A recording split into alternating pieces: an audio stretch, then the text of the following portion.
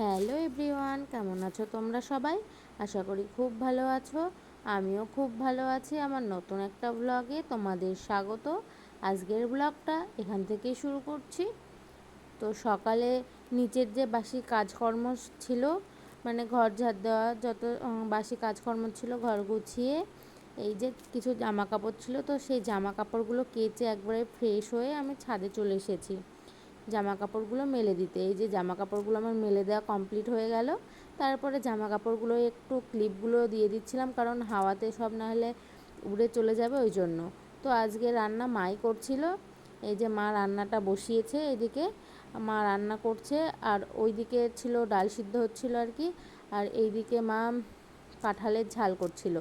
তার জন্য আমি এই যে আর একটা তরকারি হবে ঝিঙে দিয়ে, পটল দিয়ে, আলু দিয়ে, বড়ি দিয়ে, বেগুন দিয়ে, তো সেই তরকারিটা আমি কেটে দিচ্ছিলাম। তো এই যে তরকারি কেটে দিয়ে মেয়ের জন্য ছাদে জল গরম করতে দিতে এসেছিলাম আর কি, রোদে। তো এই যে যে জামা কাপড়গুলো শুকিয়ে গেছে, সেই জামা কাপড়গুলো আমি নিয়ে যাচ্ছি। শুকিয়ে গেছে বলতে যেগুলো একটু হালকা শুকিয়েছে সেইগুলো নিচে গিয়ে মেলে দেবো, তো নিয়ে যাচ্ছে ওই জন্য। একদম পাতলা জামা, রোদে পুড়ে যাবে অনেকক্ষণ পরে, তারপরে আবার উপরে আসবো, ওই জন্য এই যে জামাগুলো শোকায়নি, নিচে গিয়ে মেলে দেব। একটু হালকা বাইরে থাকলে আর কি, তারে থাকলেই শুকিয়ে যাবে। তো এই যে জামা কাপড়গুলো আমি তুলে নিয়ে যাচ্ছি। তারপরে কিছু জামা কাপড় ছিল সকালে, তো এই যে সকালের এই জামা কাপড়গুলো আমার গোছানো হয়নি, তো সেই জামা কাপড়গুলোই এখন আমি গুছিয়ে নিচ্ছি। এই যে অনেক জামা কাপড়ই ছিল নিচে, যেগুলো আমার গোছানো হয়নি, তো কাজ ছিল না আর মেয়েও ঘুমিয়ে গেছিলো দেখে আমি এই জামা কাপড়গুলো আগেই গুছিয়ে নিলাম, নাহলে পরে আর গোছানো হবে না, তো ওই জন্য জামা কাপড়গুলো আগেই গুছিয়ে নিলাম। আর মা আজকে রান্নাটা করছিল বলে এই কাজগুলো আমার হয়ে গেল সকালে, নাহলে আর হতো না রান্না করতে গেলে। তো মা আজকে রান্নাটা করছে নিচে, আর আমি এই যে যে কাজগুলো বাকি ছিল, তো সেই কাজগুলোই আমি করে নিলাম। তারপরে এই যে জামা কাপড় গুছিয়ে নিচে চলে এসেছিলাম। আমার একটা ব্লাউজ সেলাই করার ছিল, তো সেইটা সেলাই করে, আর কিছু কাজ ছিল, কিছু ব্লাউজ সেলাই করতে দিয়েছিল আর কি, সেই কাজগুলো আমি করে নেব। এই যে ব্লাউজটা আমি তৈরি করেছিলাম, তো এখন একটু সেটিং করে নিচ্ছি। টাইমের অভাবে ব্লাউজটা তৈরিই হচ্ছে না আর কি।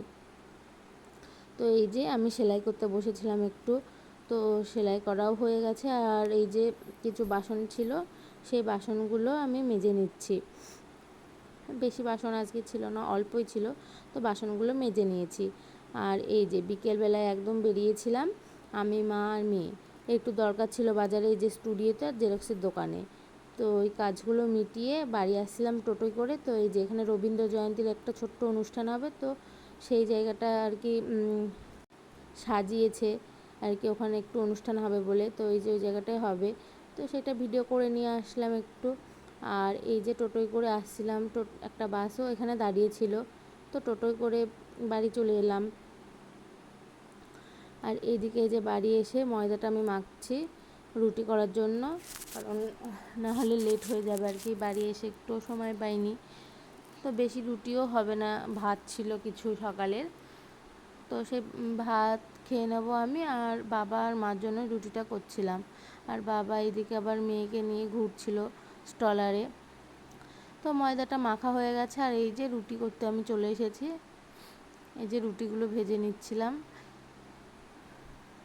তো এগুলো নতুন ময়দা ভাঙিয়েছিল আর কি, দিয়ে মার তো একদমই পছন্দ হচ্ছিল না, খোসা ছাড়াইনি এগুলো, তো তার জন্য মার পছন্দ হচ্ছিল না। মা তো বাবাকে বলছে বারে বারে যে এরকম করে ময়দা না ভাঙাতে, তো একদিকে ফাইবার পাওয়া যাবে না খোসা যদি না ছাড়ানো হয়, তো আমি বলছি থাক এইভাবেই ভালো। তো এই যে এদিকে আমি আবার রুটিগুলো ভেজে নিচ্ছিলাম। তো তোমাদের তো বললামই বেশি রুটি হবে না, কমই রুটি হয়েছিল আর কি আজকে, আমি খাবো না। আর এই যে আমি এদিকে রুটিটা ভেজে নিচ্ছিলাম, তো রুটিটা ভাজা আমার এদিকে হয়েও গেছে প্রায়। তো আগে তো রুটি তো ভাজতেই পারতাম না, এখন যাই হোক হয় একটু রুটিটা। তো আমার এই যে এদিকে রুটি ভাজা হয়ে গেছে, আর বেলুনগুলো মুছে আমি একবারে রেখে দিচ্ছি, নাহলে আবার পিঁপড়ে লেগে যাবে। বাড়িতে এত পরিমাণে পিঁপড়ে হয়, কোথা থেকে যে হয় বোঝা যায় না। তো এই যে বেলুন চাকিগুলো আমি মুছে রেখে দিলাম এদিকে। তারপরে এই যে রুটিগুলো সরিয়ে আমি গ্যাসটাও মুছে নিচ্ছি, নাহলে গ্যাসেও পিঁপড়ে লেগে যায়। তো তারপরে এই যে বাবাকে আমি খেতে দিয়ে দিলাম। বাবাকে আজকে মিষ্টি, কলা, চাটনি আর একটু ডাল দিয়ে খেতে দিয়েছিলাম রুটিটা। তো বাবার এতেই হয়ে যাবে। বাবা তো কলা, মিষ্টি, চাটনি এই পেলে বাবার আর কিছুই চাই না। তো এই যে বাবার এতেই হয়ে যাবে খাওয়া। তো বাবাকে আমি খেতে দিয়ে দিলাম। তো আজকের ভিডিওটা এতটাই ছিল। ভালো লাগলে লাইক, কমেন্ট অ্যান্ড শেয়ার করে দিও। এই যে বাবাকে তারপরে ডেকে পরে আমি আর কি বাবাকে জলটা দিলাম। তো চলো, টাটা।